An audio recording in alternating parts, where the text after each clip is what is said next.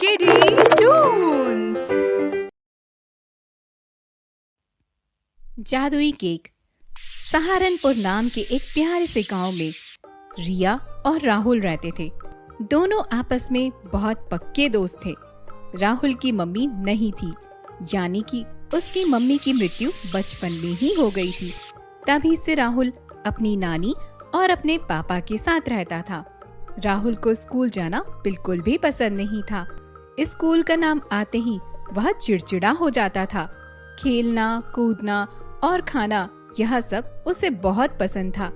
राहुल की दोस्त रिया इन मामलों में वो भी ठीक उसी तरह की थी।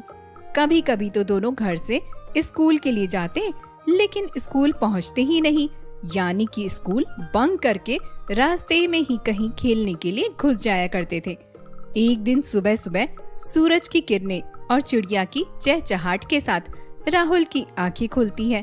तभी उसे याद आता है कि आज तो स्कूल में उसका टेस्ट है, वो भी गणित के विषय का।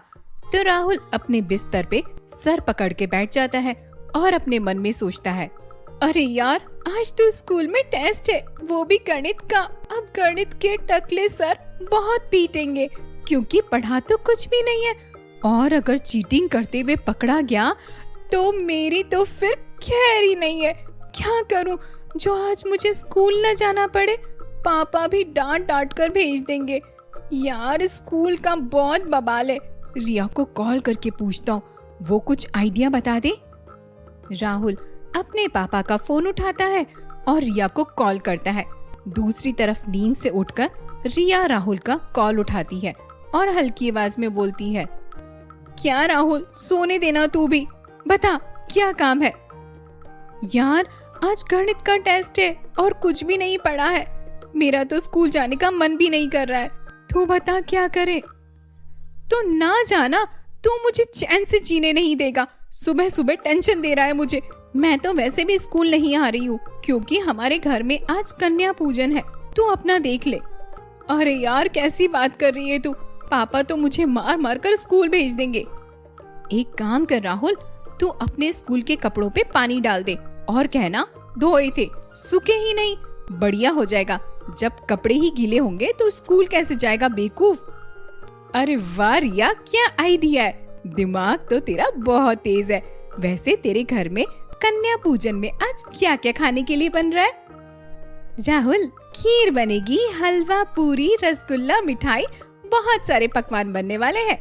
अब सुनकर भी तेरे मुंह में भी पानी आने लगा होगा ना? स्कूल नहीं जाएगा तो आ जाना मेरे घर पे खाना खाने। यार रिया, तू सच में बहुत मेरी पक्की दोस्त है। तुझे कैसे पता चला मुझे ये सब बहुत पसंद है?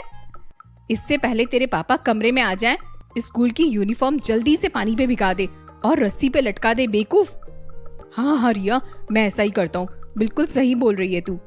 इतना कहकर राहुल फोन कट कर देता है और रिया के शातिर दिमाग का उपयोग करके अपने स्कूल के कपड़ों को पानी में भिगाकर रस्सी में लटका देता है। फिर अपने बिस्तर में जाकर सोने के नखरे करने लगता है। तभी कुछ देर बाद उसके पापा उसके कमरे में आकर उसे उठाते हैं। राहुल, मेरे लाल पीले, उठ जा बेटा, स्कूल जाना है तुझे। पापा, उठ रहा हूँ।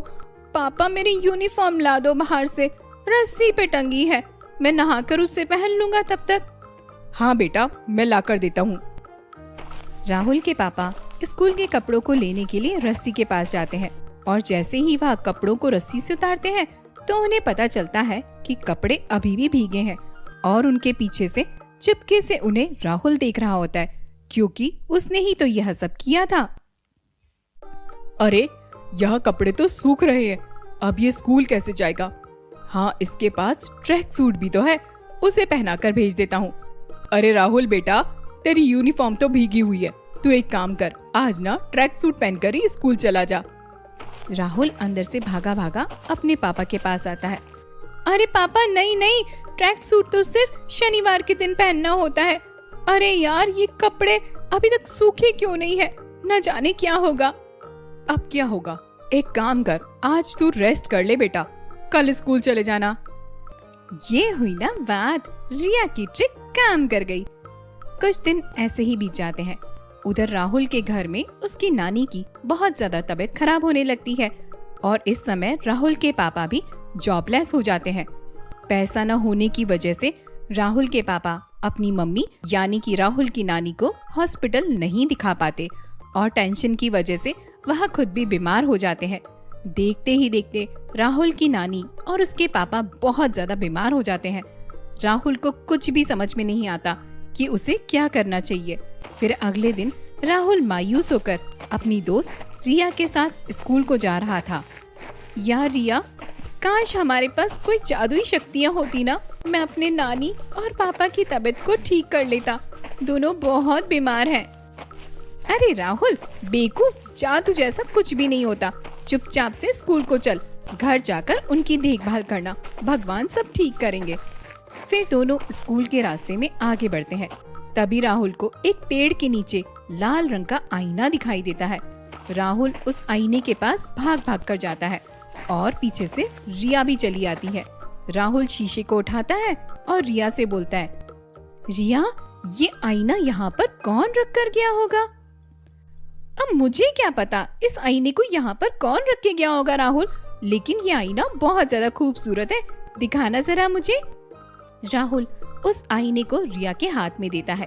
जैसे ही रिया उस आईने को पकड़ती है, उसे उसमें बहता हुआ आइसक्रीम का झरना दिखाई देता है। तभी राहुल भी उसे देख लेता है और दोनों का मुंह खुला का खुला रह जाता है। कितना सुंदर आइसक्रीम का झरना है, काश हम दोनों इस आइसक्रीम के झरने में पहुंच पाते। रिया के इतना कहते ही वह दोनों उस जादुई आईने के अंदर खींचे चले जाते हैं और कुछ ही पल में एक दूसरी दुनिया में पहुंच जाते हैं। एक ऐसी दुनिया जहां पर सब कुछ बहुत सुंदर था। अरे रिया, हम यहाँ कहाँ पर आ गए हैं? कौन सी जगह है ये? मतलब वह जादुई आईना था। हाँ राहुल, वो जादुई आईना था। मुझे तो लगता है हम किसी जादुई दुनिया में पहुंच गए हैं, लेकिन यहाँ पर सब कितना सुंदर है ना। तभी वहाँ पर आइसक्रीम मैन अचानक से प्रकट हो जाता है, जिसके बालों में आइसक्रीम नीचे की तरफ गिर रही होती है, जिसके पूरे शरीर में आइसक्रीम ही आइसक्रीम थी। हाय, कैसे हो क्यूट बच्चों? तुम आ गए हो चॉकलेट आइसक्रीम केक की दुनिया में। यहाँ पर तुम्हें सब कुछ ऐसा ही देखने को मिलेगा। ये कैसी दुनिया है? यहाँ क्या होता है? यहाँ परीक्षाएं होती है। यह जादुई दुनिया है बेटा। नहीं नहीं, मुझे कोई परीक्षा नहीं देनी। मुझे सवाल जवाब से बहुत डर लगता है आइसक्रीम मैन। मैं गणित तो बिल्कुल भी नहीं दूंगा। अरे राहुल बुद्धू, चुप हो जा, वह दूसरी परीक्षा की बात कर रहे हैं। यह लड़की काफी ज्यादा समझदार है बच्चों। तुम दोनों को दो अलग अलग रास्ते मिलेंगे। तुम्हें उन रास्तों में जाना है और वहीं पर तुम्हारी परीक्षाएं शुरू हो जाएंगी। रिया, तुम दाईं तरफ के रास्ते में चली जाओ और राहुल, तुम बाईं तरफ के रास्ते में चले जाओ।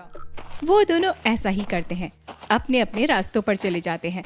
राहुल अपने रास्ते में आगे बढ़ता है तो उसे एक घायल हिरन दिखाई देता है, जो कि मदद के लिए गुहार लगा रहा था।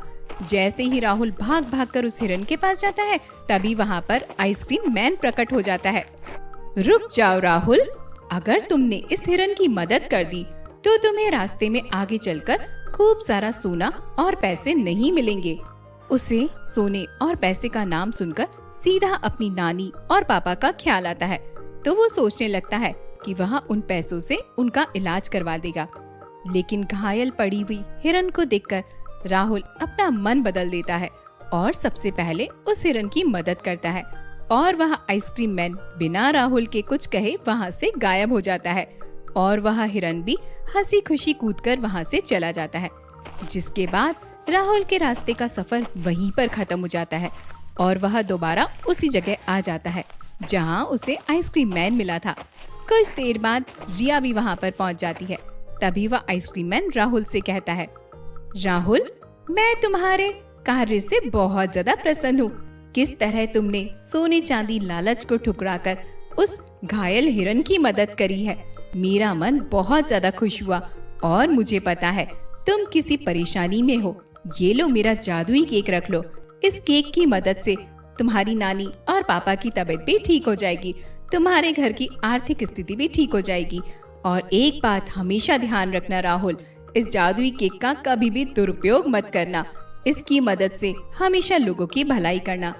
जादुई केक पाकर राहुल बहुत खुश होता है। रिया भी बहुत खुश होती है राहुल की खुशी में खुशी पाकर। जिसके बाद राहुल घर जाकर उस जादुई केक की मदद से अपनी नानी पापा की तबीयत में सुधार लाता है और वे दोनों तुरंत स्वस्थ हो जाते हैं। स्वस्थ होने के बाद राहुल उस केक की मदद से अपने पापा के साथ मिलकर सभी जरूरतमंद लोगों की मदद करने लगता है। दोस्तों, अगर आपको हमारी वीडियो अच्छी लगी हो तो वीडियो को लाइक करें और आने वाली कहानियों के लिए हमारे चैनल को सब्सक्राइब करें। मिलते हैं अगली वीडियो में, तब तक के लिए बाय बाय, गुड बाय।